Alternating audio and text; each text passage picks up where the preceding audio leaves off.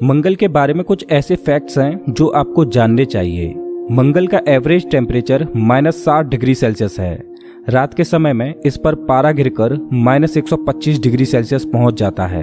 मंगल का डायामीटर पृथ्वी से आधा है, लेकिन इसकी डेंसिटी पृथ्वी से कम है। इस वजह से इसकी ग्रेविटी पृथ्वी की 1/3 है। लेकिन मंगल का एक्चुअल सरफेस एरिया उतना ही है जितना पृथ्वी पर समुद्रों को छोड़कर सूखी जमीन है। नासा तो मानो मंगल ग्रह पर जीवन खोजने के लिए हाथ धो के पड़ा हो। नासा ने 2003 में मंगल पर 2 रोवर्स भेजे, स्पिरिट और अपॉर्चुनिटी। ये दोनों रोवर्स उस समय की एडवांस टेक्नोलॉजी से लैस थे। विजुअल्स को और अच्छा बनाने के लिए उन रोवर्स में कैमरे को इतनी ऊंचाई पर सेट किया गया कि जितनी ऊंचाई पर इंसानों की आंख होती है। इस वजह से इन रोवर्स से मिलने वाली तस्वीरों को देखकर ऐसा लग रहा था जैसे मानो कोई इंसान वहां खड़ा होकर देख रहा हो। जैसे जैसे मंगल पर मिशन होते जा रहे थे, वैसे वैसे हम मंगल के बारे में और ज्यादा जानते जा रहे थे। और ये तो तय हो चुका था कि इस ग्रह पर किसी इंसान को भेजने लायक माहौल तो बिल्कुल भी नहीं, क्योंकि मंगल का एटमॉस्फेयर बहुत ही पतला है, जिस वजह से वहाँ दबाव कम है। वहाँ का वातावरण बहुत ही ठंडा है। वहाँ पर पानी तो बहुत ज्यादा मात्रा में है, लेकिन वो जमी हुई अवस्था में जमीन के नीचे दबा पड़ा है।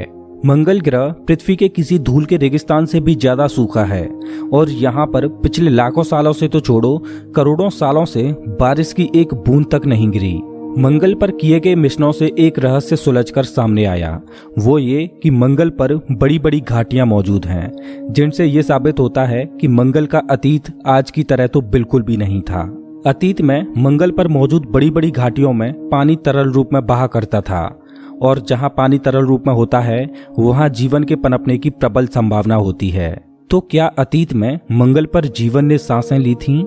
वैज्ञानिक ये मानते हैं कि अतीत में मंगल ग्रह पर हमारी पृथ्वी की ही तरह परिस्थितियां मौजूद थीं। इस पर समुद्र थे, नदियां थीं, इसका खुद का एक एटमॉस्फेयर था। इस पर भी जीवन फला फूला होगा। लेकिन कभी जीवन को धारण करने वाला ग्रह आज के वीरान और लाल ग्रह में कैसे बदल गया, ये एक सबसे बड़ा रहस्य है। मंगल के इन्हीं रहस्यों से पर्दा उठाने के लिए वैज्ञानिक मार्स मिशन करते जा रहे हैं और उनकी खोज जारी है कि क्या मंगल पर आज भी एलियन लाइफ मौजूद है।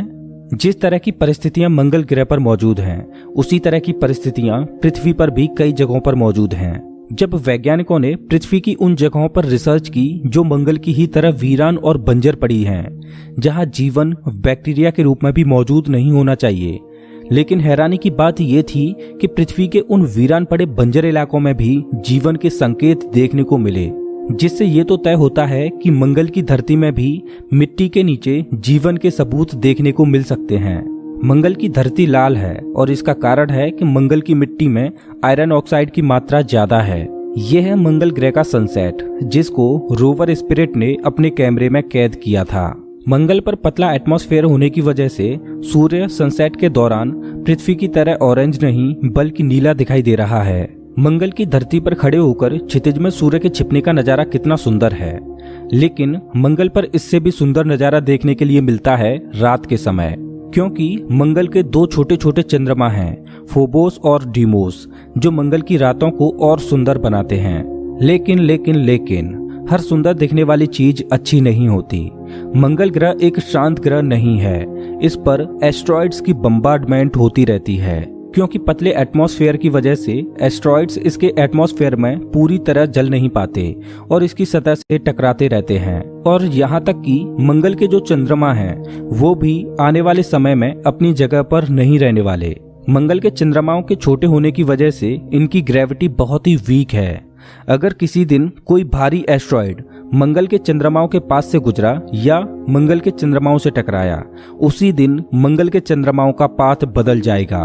उसके बाद हो सकता है कि ये मंगल के ऑर्बिट को छोड़ बाहर निकल जाएं या फिर मंगल से ही टकरा जाएं।